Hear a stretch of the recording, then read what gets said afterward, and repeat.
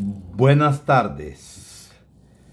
En nuestro último programa de la Misión Continúa, hablando de la iglesia, veíamos cómo en Jesucristo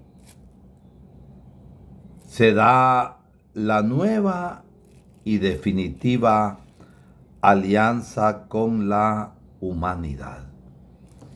Y precisamente en este contexto es como nosotros podemos ver de cómo con Jesucristo se constituye el primer núcleo del nuevo pueblo de Dios, de la Cajal, la iglesia de los últimos tiempos. Va nuestro cordial saludo a las altas tierras jacaltecas, allá en los Cuchumatanes, Huehuetenango, para la región Huista, con Radio Hermano Pedro FM. Lo mismo para los oyentes de nuestra radio Pax, Radio Diocesana, y transmitimos a través de Radio Chortí, aquí en Jocotán. En nuestros apuntes de eclesiología, queremos reflexionar ahora sobre la iglesia en el Evangelio de San Mateo, una comunidad judeo formada por judíos y gentiles.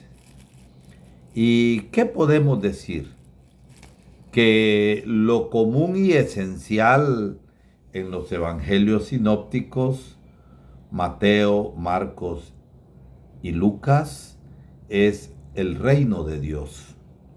Mateo, como buen judío, habla del reino de los cielos. Y es el único evangelio que usa la palabra iglesia. Mateo 16, 18. Y trata de mostrar el sentido de la ley de Cristo cimentada en el amor que lleva a su plenitud la ley antigua. Cristo es el cumplimiento de la ley antigua en el amor y le da cumplimiento. Mateo 5, 17. Él subraya el aspecto de la iglesia jerárquica. En Mateo 16, 13 al 20, se destaca el papel de Pedro como su primer ministro, digámoslo de esta manera, en el nuevo reino, el primado de Pedro. Y con esto se quiere insistir también en el cambio de Israel al nuevo pueblo de Dios, que es la iglesia de Cristo. No basta solo entrar a la iglesia, la figura del banquete. Hay que vivir según el Espíritu de Cristo. Y los pastores deben buscar a las ovejas perdidas y descarriadas. Y los pastores tienen, según Mateo 18, 18, el poder de atar y desatar dado por Jesús. En la iglesia hay mutua corresponsabilidad. Por el bien de los miembros se ejerce la corrección fraterna, el perdón y el servicio fraterno es como el alma de la iglesia. Es importante buscar el servicio humilde y no los honores ni los primeros lugares. Encontramos claramente en el Evangelio de San Mateo.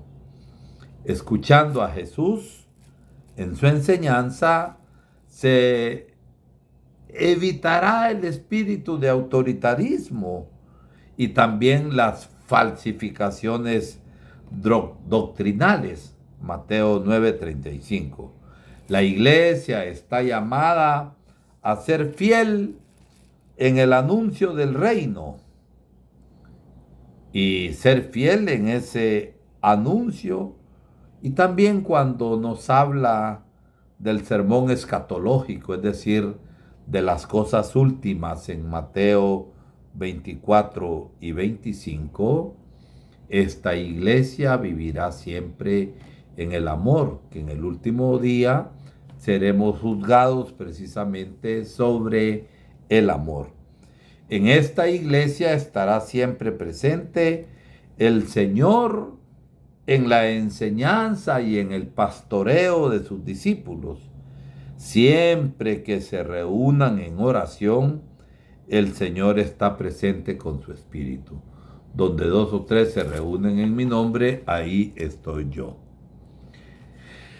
La iglesia, en la conciencia de la primera comunidad cristiana, la iglesia, la existencia de la eclesia, del nuevo pueblo de Dios, del pueblo de la nueva alianza, está confirmada en los Hechos de los Apóstoles, que nos va revelando y dando a conocer cuál era la conciencia de la primera comunidad cristiana.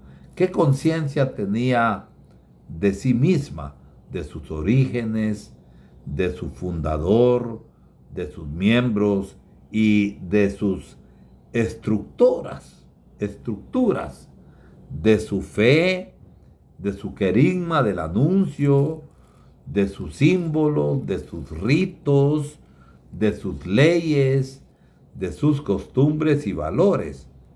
Al punto que este libro de los Hechos de los Apóstoles se llama precisamente el Evangelio de la Iglesia. Con lo anterior, no se quiere decir que el Señor instituyó su iglesia con todos los detalles y de la estructura con la que la encontramos hoy, sino que el Señor la constituyó en lo esencial. Y nunca falta, ni antes ni hoy, la asistencia del Espíritu.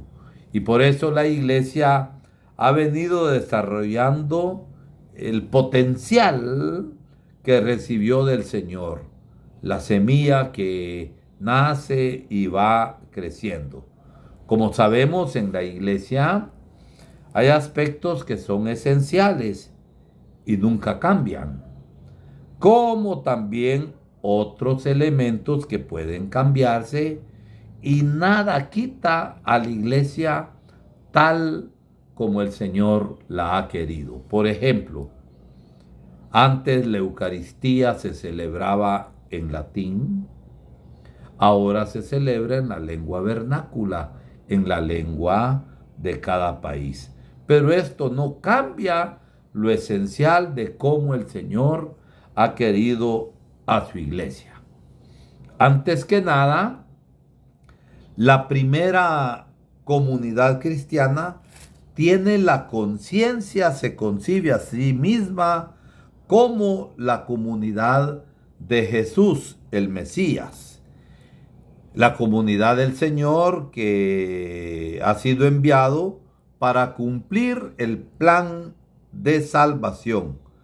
A la vez, la iglesia siempre se ha considerado enviada para continuar la obra de Jesús. La iglesia es consciente de ser el nuevo pueblo de Dios, y la comunidad se constituye sobre la base de aquellos principios estructurales, simbólicos, rituales y axiológicos, es decir, de valores que Jesús había querido para ella desde un primer momento. La iglesia se edifica sobre el fundamento de los apóstoles. Cristo es la piedra angular. No se trata de profesar la fe individualísticamente, mi Dios y yo, sino nuestro Dios, es decir, la fe comunitariamente, agregándose a la familia de los 12. La iglesia es, como veíamos en ocasión pasada, la familia del Señor. Su estructura esencial es dada en dos categorías de personas: los 12 apóstoles y los responsables del desarrollo de la comunidad, 12 diáconos y presbíteros. Ver y basta verlo como las iniciativas y decisiones vienen tomadas por Pedro. El primer concilio, el concilio de Jerusalén, en Hechos de los Apóstoles 15:11, es Pedro el que toma la iniciativa y propone. Los símbolos de la primera comunidad son todas aquellas verdades fundamentales enseñadas por Jesús. Se trata de aquellas verdades que entrarán a formar parte del símbolo apostólico, es decir, del credo. El núcleo fundamental del credo es la profesión de fe en Jesús, y esto lo podemos observar bien en la predicación de Pedro y Pablo. El crucificado es el Mesías, dijo Pedro. Pablo, después de su conversión, da inicio a una gran actividad misionera. Jesús, en su muerte y resurrección, da cumplimiento a la justificación de todas las gentes. Cristo es el que justifica y salva. Dos eran los principales ritos que Jesús había instituido y prescrito para su comunidad: el bautismo, Mateo 28, 19, 20, vayan por todo el mundo y bauticen, y la Eucaristía, Lucas 22, 19. Hagan esto en conmemoración mía. Y el bautismo y la Eucaristía se celebran desde el inicio y son los ritos que distinguen al pueblo de la nueva alianza respecto del antiguo pueblo. Inmediatamente al acoger la palabra, se hacían bautizar. La fe les movía, habían acogido la palabra, pero ahora querían ser miembros vivos de la iglesia y por eso pedían el bautismo. Los primeros cristianos, como nos dice el libro de los Hechos de los Apóstoles, eran constantes, eran asiduos a la palabra, a la oración, a la fracción del pan, a la Eucaristía, y vivían la caridad. El fruto de la oración, del acoger la palabra y de comulgar del cuerpo y de la sangre del Señor es precisamente la vida en caridad. En la celebración de la Eucaristía, la iglesia antigua hacía esto. También nosotros seguimos haciendo, porque esto es algo esencial y lo seguimos haciendo hoy. Y experimentamos de modo particular la cercanía, la presencia y la comunión con nuestro Señor en la Eucaristía. Y aquí está precisamente la diferencia básica con el judaísmo y las religiones paganas. Se trata de la participación en su cuerpo y en su sangre. Es un realismo sacramental que requiere antes la fe y el bautismo. Nosotros no hacemos recuerdo de la última cena con fresco de uva toqui y panitos dulces, no. Pan y vino que el Señor transforma en su cuerpo y en su sangre, de modo sacramental. Es lo que nosotros conocemos con transustanciación, el cambio de sustancia de modo sacramental. Por lo que mayormente asegura a la comunidad de ser el nuevo pueblo de Dios, heredero de la antigua alianza. Y es la experiencia que se hace cotidianamente, todos los días, de la presencia fuertemente dinámica del Espíritu Santo, del Espíritu Consolador y Paráclito que Cristo había prometido y anunciado. Por eso la iglesia se siente incesantemente asistida por Él. ¿Cuánta persecución ha tenido la iglesia desde sus inicios? En nuestro país, cuánto se persiguió a la iglesia, y tenemos a nuestros mártires, y se ha atacado a la iglesia. Gobiernos van, gobiernos pasan, y la iglesia sigue. ¿Por qué? Porque Dios sigue siempre asistiendo a su iglesia. El Espíritu la guía en cada decisión importante. El Espíritu marca profundamente al cristiano en su bautismo, el sigilo, el sello. Por eso el bautismo no puede repetirse, porque hemos sido marcados profundamente como cristianos en nuestro bautismo. Este ser nos hace distintos por todo lo anterior. El ser del Espíritu Santo le da la identidad de ser el nuevo pueblo de Dios y la hace por eso sacramento de salvación para el mundo, sacramento histórico de salvación, la señal de la presencia de que Dios sigue salvando y de que Dios sigue actuando en nuestra historia. Lo que sucede en Jerusalén el día de Pentecostés, que todos comprenden, a pesar de la diferencia de varias lenguas, representa la misión perenne de la iglesia en todas partes del mundo. Hablamos un mismo lenguaje, el lenguaje de la fe, el lenguaje del amor. Yo puedo estar en la China en la celebración de una misa, y aunque no sepa China, cuando veo que están celebrando la misa, sé perfectamente lo que está pasando.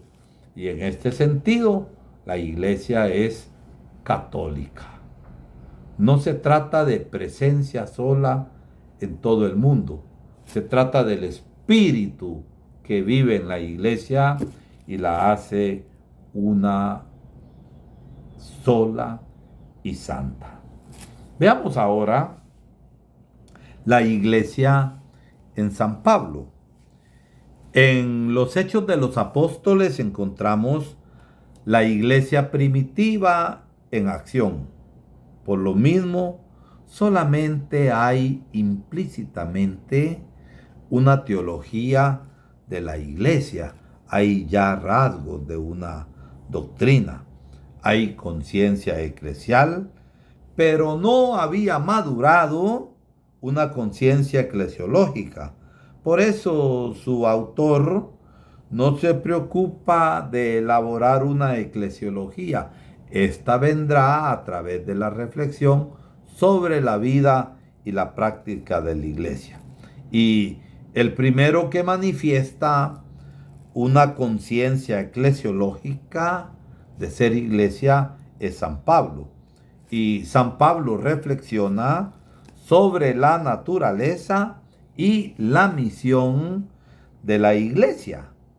Podríamos decir que San Pablo es el primer eclesiólogo que reflexiona sobre el ser y el hacer de la iglesia, porque clarifica con gran lucidez, con claridad meridiana, aquello que distingue la nueva alianza de la antigua alianza, que es la verdadera razón de ser del nuevo pueblo de Dios. Distinción respecto a los destinatarios. Primero Israel, ahora con el don ofrecido a todos los hombres. La voluntad de Dios es que todos los hombres se salven y sin distinciones. Gálatas 2:28. En Cristo nos dice, somos una sola cosa. Por Cristo, la iglesia es la legítima heredera del antiguo pueblo de Dios. El nuevo pueblo viene concebido por Pablo como el culmen y la conclusión de la economía divina, de la intervención salvadora de Dios en la historia. La historia humana, la historia de los hombres interviniendo a favor de los hombres, Dios la hace historia de salvación. En ella, todos los hombres estamos llamados a ser santos e inmaculados en la presencia de Dios, en el amor. Estamos predestinados a ser sus hijos adoptivos. Bellamente nos lo dice la carta a los Efesios en el capítulo 1 del 3 al 10. Pablo tiene el mérito principal de haber fijado las condiciones de pertenencia al nuevo pueblo de Dios. Basta la fe en Jesús, el Hijo de Dios, el bautismo, la comunión al único pan eucarístico, y no es necesario observar todas las prescripciones y todos los mandamientos de la antigua ley. Los miembros de la iglesia son aquellos que se dejan justificar por la fe, circuncidado o no circuncidado. Esto nos dice la carta a los Romanos. Por la caridad ha de haber armonía en la iglesia, donde hay judeos cristianos, cristianos venidos del judaísmo y cristianos venidos del paganismo, de la gentilidad. Hay solidaridad con la iglesia madre de Jerusalén y por eso se hace colecta a su favor.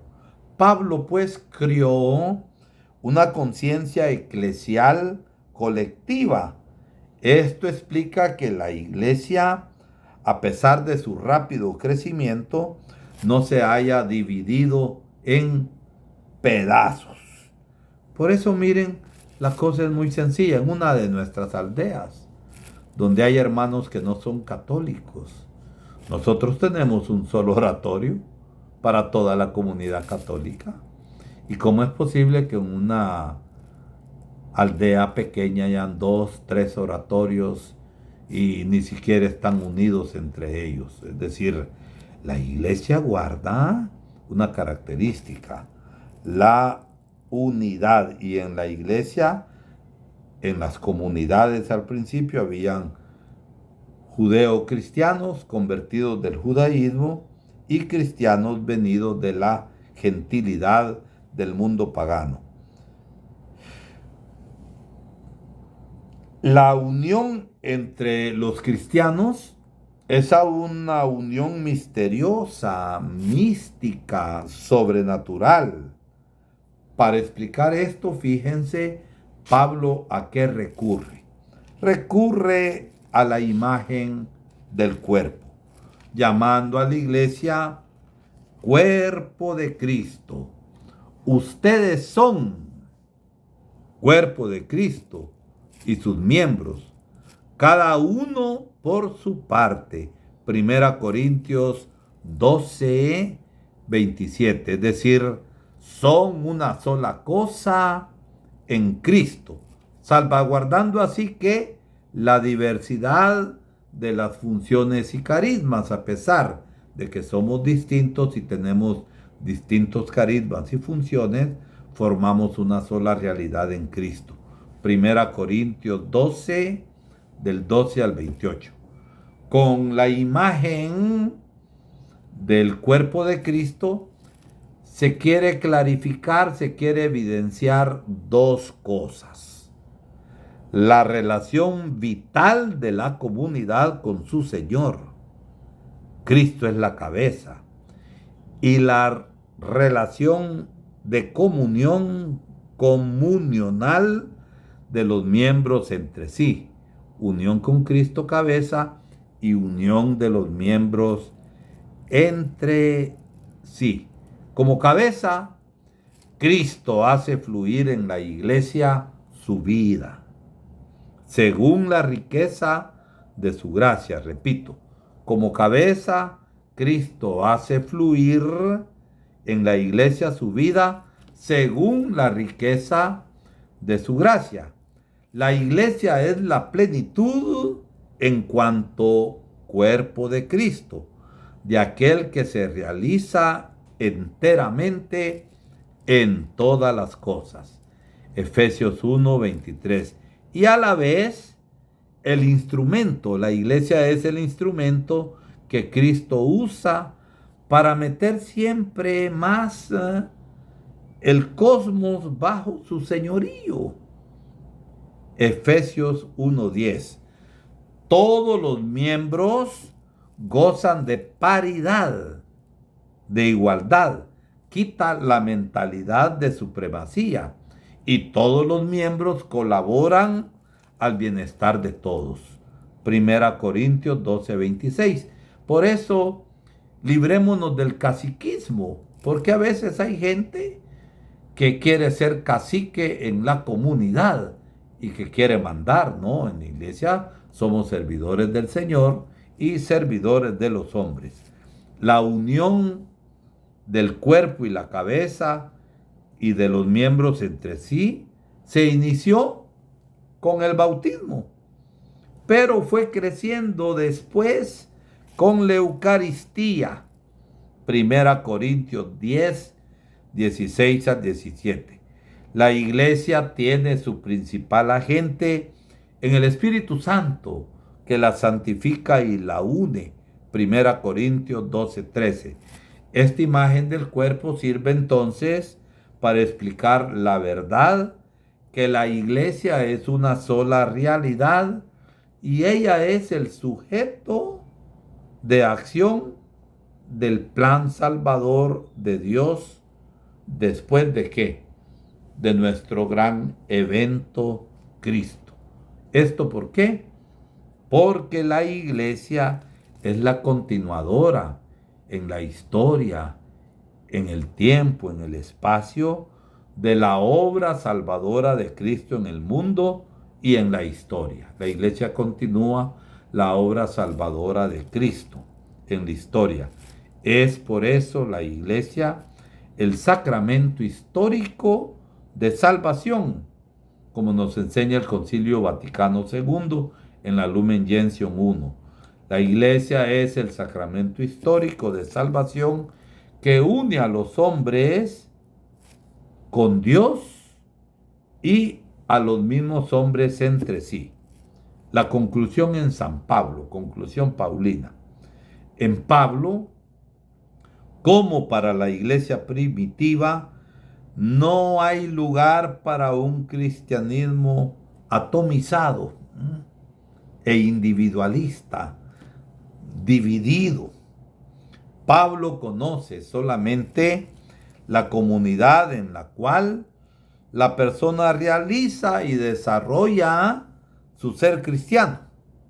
La iglesia, por eso, es una realidad humana, espiritual, la mueve el Espíritu Santo, y escatológica, nos hace ver lo último, la gloria. Y la iglesia está pensada y querida por Dios desde siempre. Meditemos Efesios 1 del 3 al 23. Repito, la iglesia es una realidad humana, espiritual y escatológica, nos orienta hacia lo último, pensada y querida por Dios desde siempre. Dios les bendiga. Hasta el próximo programa.